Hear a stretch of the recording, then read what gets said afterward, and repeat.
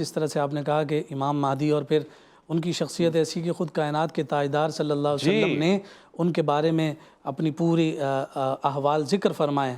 وہاں ہمیں جناب عیسیٰ بھی تو نظر آ رہے ہیں۔ تو اب جناب عیسیٰ امام مہدی کی اقتداء میں نماز بھی ادا کر رہے ہیں، تو کیا امام مہدی کا امام بن کر جناب عیسیٰ کا مقتدی بننا امام مہدی کے مقام کو بلند کرتا ہے؟ تو جواب آتا ہے کہ نہیں، وہ اپنے اعتبار سے مقام میں رفعت رکھتے ہیں، جناب عیسیٰ کا اپنا مقام اور مرتبہ ہے، بعین ہی اسی طرح سے پھر ہم ان کے درمیان بھی تقابل نہیں کریں گے۔ وہ امامت کے جس رتبے اور جس مرتبے پر فائز ہیں وہ اسی اعتبار سے ہیں، اور پھر دوسری سمت ہمیں حضور شہنشاہ بغداد رضی اللہ تعالیٰ عنہ کی ولایت کا جو رنگ اور جو اثر نظر آ رہا ہے وہ اس اعتبار سے ضرور ہے کہ شہنشاہ بغداد رضی اللہ تعالیٰ عنہ امام حسن مجتبیٰ کی اولاد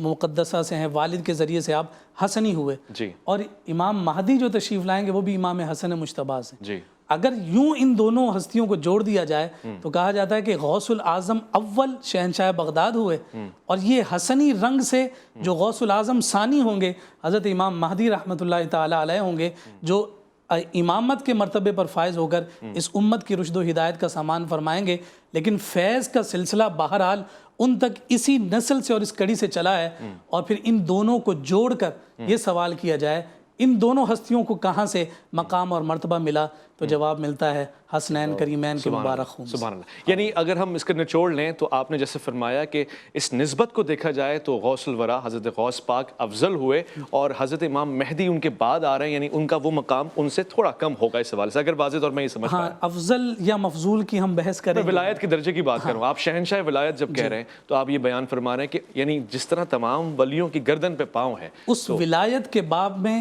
امام مہدی یقیناً غوث العظم سے فیض پا رہے ہیں، لیکن چونکہ جب افضلیت کی ہم بات کرتے ہیں تو افضلیت مطلقہ نہیں اس میں شمار کیا جاتا، من کل الوجوہ نہیں مراد لیا جاتا۔ گردن پہ پاؤں تو پڑے گا نا۔ میں عرض کروں، جب ہم افضلیت کی بات کرتے ہیں، جیسے مثال کے طور پر اہل سنہ کا عقیدہ ہے جناب صدیق اکبر رضی اللہ تعالیٰ عنہ افضل ہیں، آپ کی جو افضلیت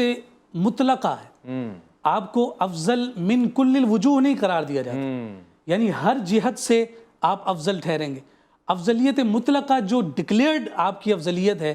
اس کا مسلمہ عقیدہ ہے، تو اسی اعتبار سے جب ہم بات کریں گے کہ ہاں امام مہدی اور حضور شہنشاہ بغداد سیدنا عبد القادر جیلانی رضی اللہ تعالی عنہ کے مابین کیا کریں، تو ہم پھر کہیں گے کہ امامت میں اگر دیکھا جائے تو امام مہدی ہمیں بلند نظر آئیں، اور اگر ولایت میں دیکھیں اور تصوف کی دنیا میں روحانیت کا باب اگر دیکھتے ہیں تو غوث العظم بلند تر نظر آئیں۔ من کل الوجوہ ہم افضل نہیں کہیں گے، ہاں افضلیت ایسی کہ کسی نسبت کے ساتھ امام مہدی ہمیں بڑھتے ہوئے نظر آتے ہیں، یعنی وہ جو نسبت ہے وہ ولایت کی نہیں آپ کہہ رہے ہیں، وہ امامت کی ہے، گویا نبوت کے بعد امامت ایک الگ سلسلہ ہے اور ولایت ایک الگ سلسلہ بنے گا، اور اس میں برکات ولایت کی ضرور داخل ہوں گی۔ اچھا ٹھیک